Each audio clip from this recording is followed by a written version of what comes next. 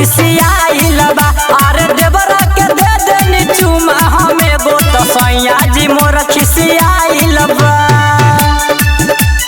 सैया जी मोर खिसियाइल बा। देवरा के दे देनी चुमा हमें गो खिसियाइल बा।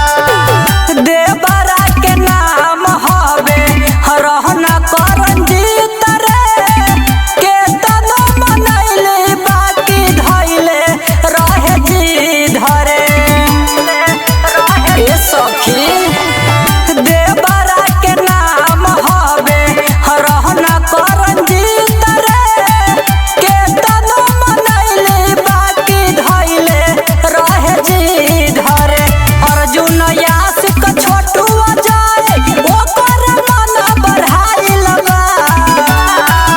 अरे देवरा के दे देनी चुमा हमें गो तो सैया जी मोर खिसियाइल बा। अरे देवरा के दे देनी चुमा हमें गो तो सैया जी मोर खिसियाइल बा।